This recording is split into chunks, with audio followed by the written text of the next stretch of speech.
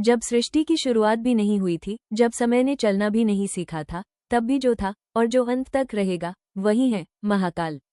ये कथा किसी मंदिर की नहीं है, ये कथा है समय की, मृत्यु की और उस शक्ति की जो मृत्यु से भी परे है। भारत की पवित्र भूमि पर एक ऐसा नगर है जिसे प्राचीन काल से समय की राजधानी कहा गया। ये है उज्जैन। कहा जाता है कि कभी पूरे भारत में समय की गणना यहीं से की जाती थी। जहां समय स्वयं ठहर जाए वहीं शिव महाकाल बनकर प्रकट होते हैं। 12 ज्योतिर्लिंगों में महाकालेश्वर एकमात्र ऐसा ज्योतिर्लिंग है जो दक्षिण मुखी है।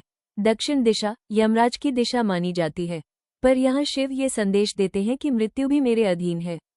ये ज्योतिर्लिंग मृत्यु पर शिव की पूर्ण विजय का प्रतीक है।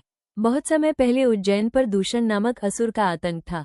वह अपने वरदान के घमंड में मंदिरों को नष्ट करता, यज्ञ रोकता और शिव भक्तों को पीड़ा देता था। उज्जैन के भोले भक्त दिन रात आंसू बहाकर महादेव को पुकारते रहे, और जब भक्तों की पीड़ा असहनीय हो गई तब स्वयं शिव उग्र रूप में प्रकट हुए। धरती कांप उठी, आकाश गर्जना करने लगा। शिव काल का भी काल बन गए। एक ही क्षण में दूषण असुर का अंत हो गया, और उसी स्थान पर जहां शिव प्रकट हुए वहीं महाकालेश्वर ज्योतिर्लिंग स्थापित हुआ।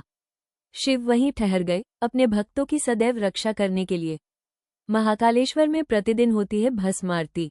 यह कोई साधारण आरती नहीं है। भस्म जीवन की सच्चाई है। जो आज जीवित है वो कल भस्म होगा। महाकाल भस्म धारण कर हमें याद दिलाते हैं कि शरीर नश्वर है पर आत्मा अमर है। जो मृत्यु को स्वीकार कर लेता है वो भय से मुक्त हो जाता है। कहा जाता है कि जो सच्चे मन से महाकालेश्वर के दर्शन करता है उसके जीवन से अकाल मृत्यु का भय, कालसर्प दोष, मानसिक अशांति और गहरा डर धीरे धीरे समाप्त होने लगता है।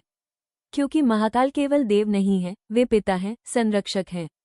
महाकाल का अर्थ संहार नहीं है।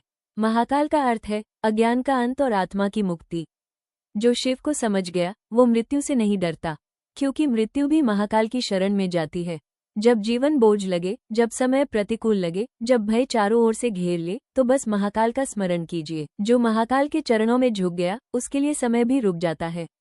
अगर यह कथा आपके दिल तक पहुंची हो तो मन ही मन कहिए जय महाकाल। और अगली कथा है ओंकारेश्वर ज्योतिर्लिंग की, जहां शिव ओम के रूप में स्वयं विराजमान है।